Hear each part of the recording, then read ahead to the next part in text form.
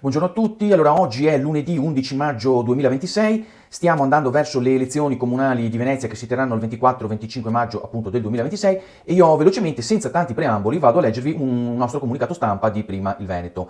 Allora il titolo è Casa, lavoro e sicurezza, dichiarazioni del candidato sindaco Pierangelo Del Zotto, che dice: io sono veneziano e sono un uomo libero, non serve un altro sindaco venuto da fuori. Entreremo in consiglio per fare le pulci a chi ha distrutto la città fino adesso, siano di destra che di sinistra. Queste sono le dichiarazioni di Pierangelo Del Zotto che dal Cuore di Mestre attacca quando sabato mattina, quindi era sabato 9 maggio, quando sono stati presentati i 36 candidati, ci teniamo a precisare 18 uomini e 18 donne, della lista di Prima il Veneto presso l'hotel Ambasciatori di Mestre.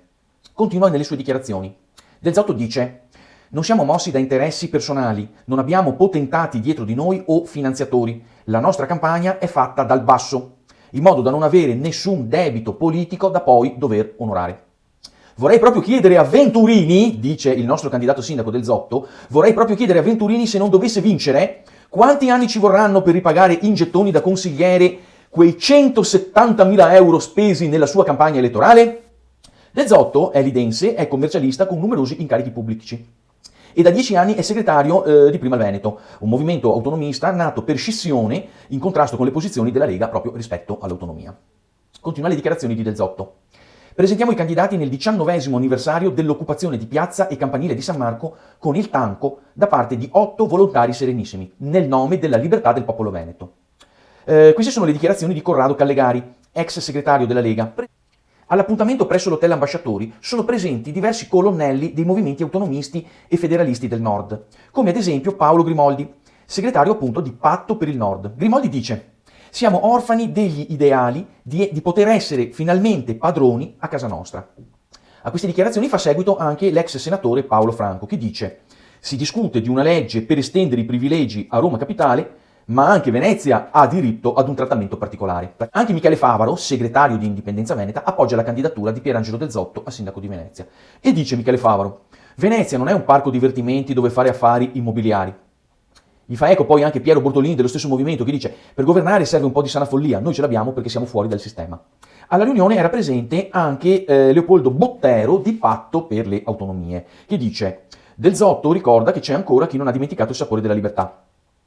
Ci sono poi anche le dichiarazioni di Alberto Montagnier, di Veneto Nostro e rappresentante di Raise Venete. Montagnier dice: l'esodo biblico dalla città è colpa di tutti quelli che hanno assassinato mamma Venezia. Quindi paragona Venezia, capitale, alla nostra appunto madre. Nel programma di Del Zotto le priorità sono casa, salute, lavoro e sicurezza. E dice infatti Del Zotto: il comune ha ben 2.500 appartamenti che vanno piazzati sul mercato se vogliamo che la città resti tale. Dov'era Venturini negli ultimi 11 anni da assessore, mentre adesso dice di avere le soluzioni all'overtourism? L'assessore Pesce, poi, dovrebbe avere il mantra della sicurezza, appunto essendo leghista, eppure Venezia è diventata un covo di ladruncoli e Mestre è diventata la capitale della droga.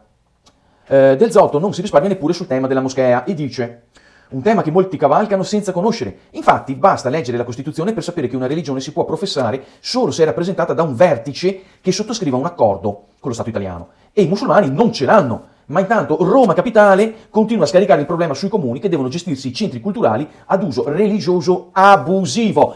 Grazie se ci avete seguito fin qui, continuate a seguire Francesco Vianello e Prima il Veneto. Ciao a tutti!